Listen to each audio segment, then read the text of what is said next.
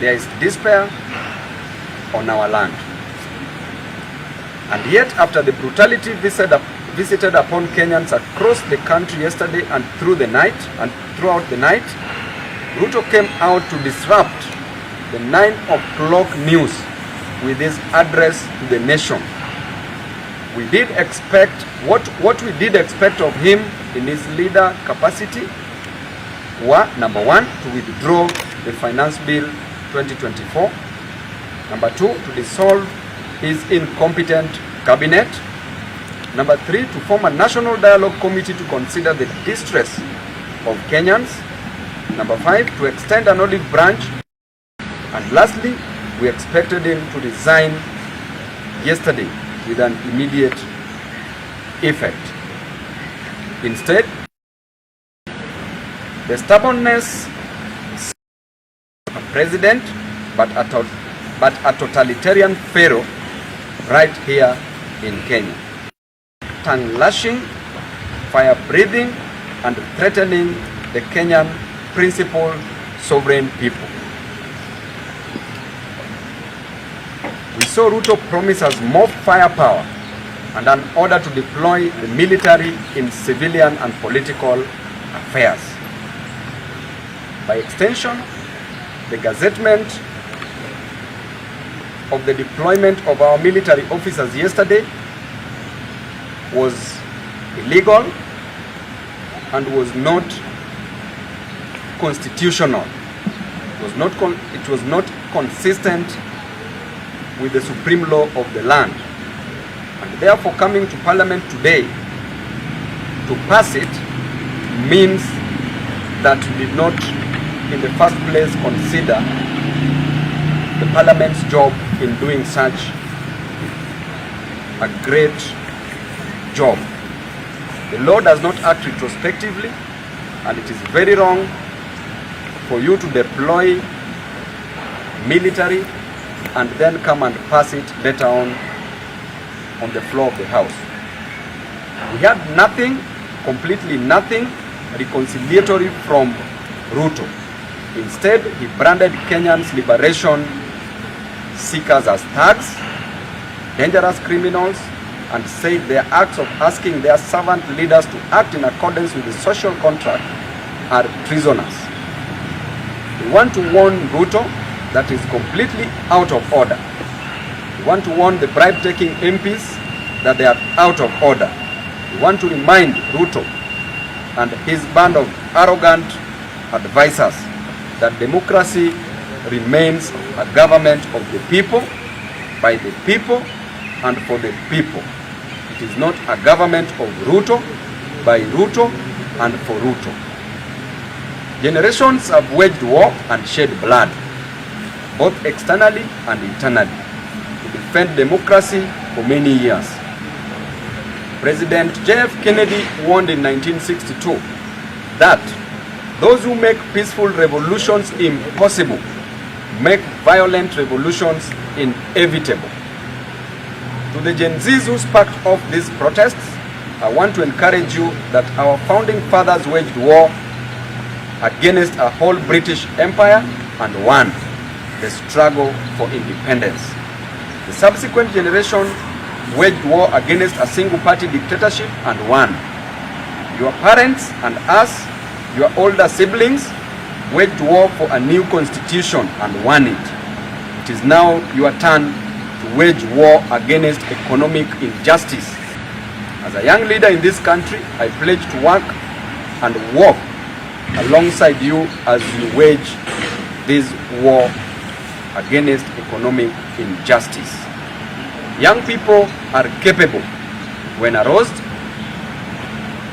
of bringing down the towers of oppression and raising the banners of freedom.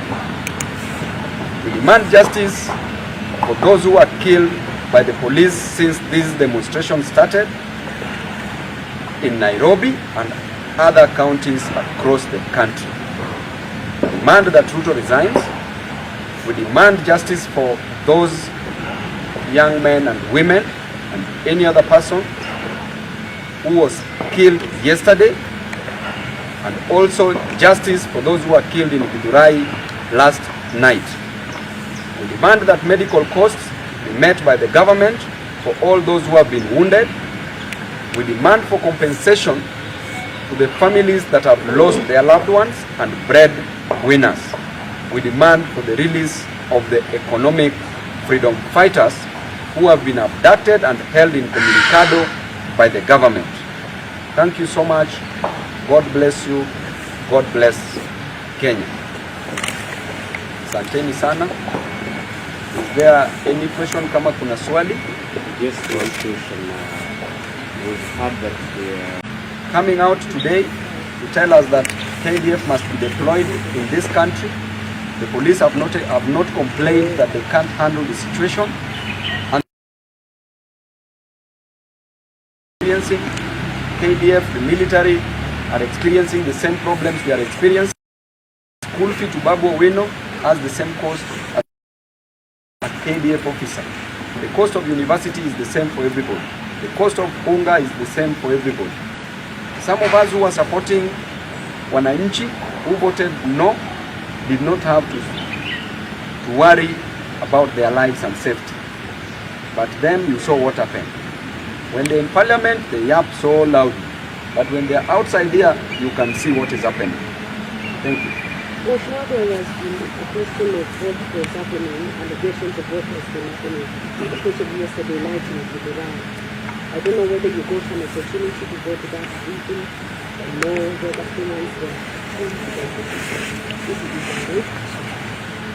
right now I'm moving, after this I'll be moving to Tidurai to see how the situation is, because those are our brothers and our sisters, our mothers, our fathers, our relatives, Kenyans.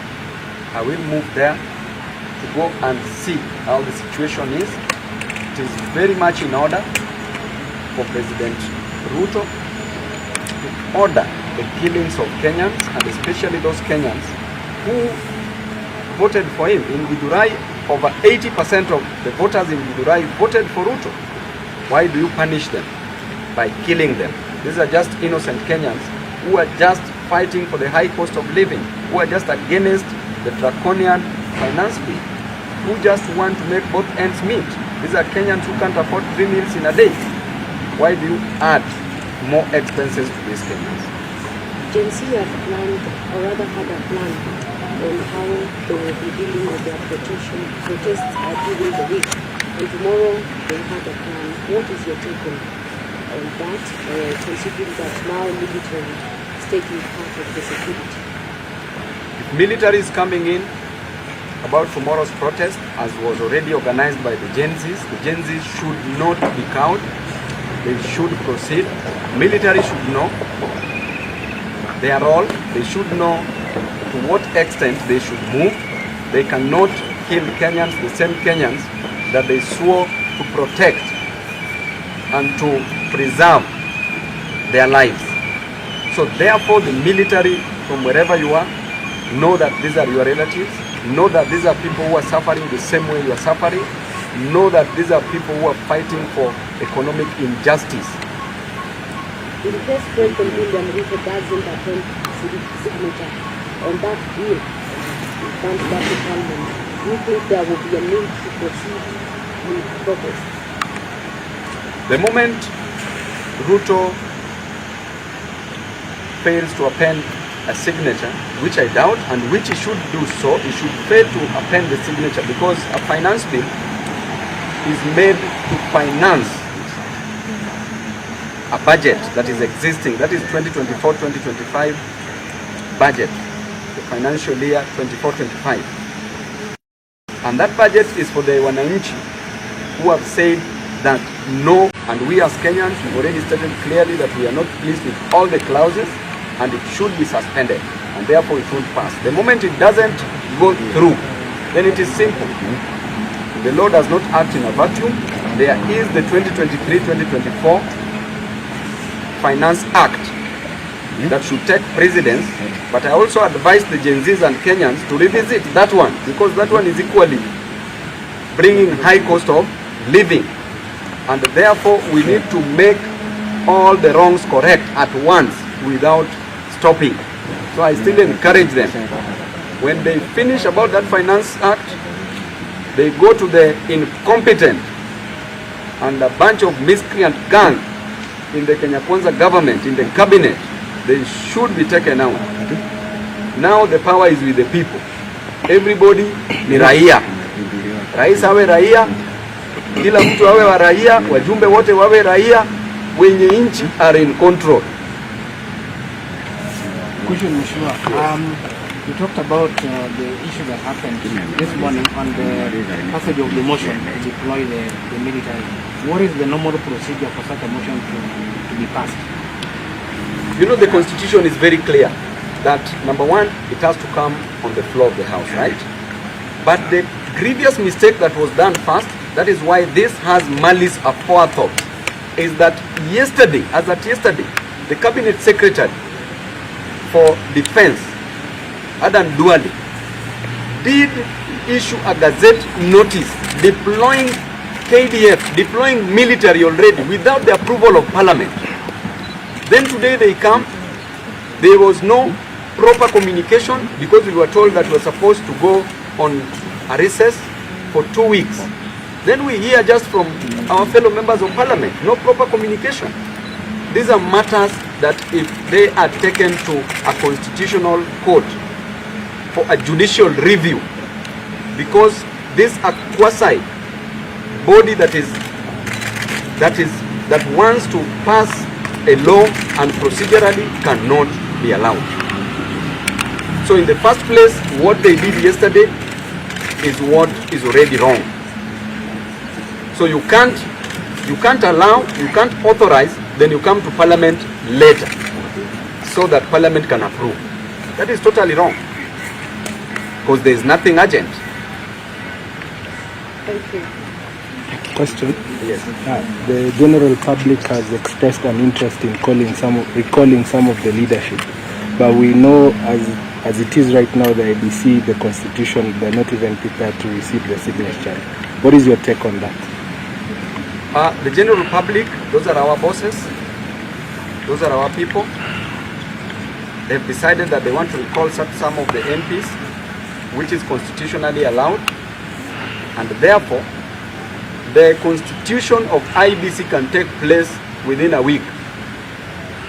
If a presidential election petition takes 2 weeks, what about just interviewing somebody to come and get job, because we already have enough people who are competent based on merits who can do the job that Chebukati messed with. Chebukati, you are the source of the problems that we are experiencing today. So IBC can be constituted within a week, and they can operate, and by elections can be conducted in various constituencies.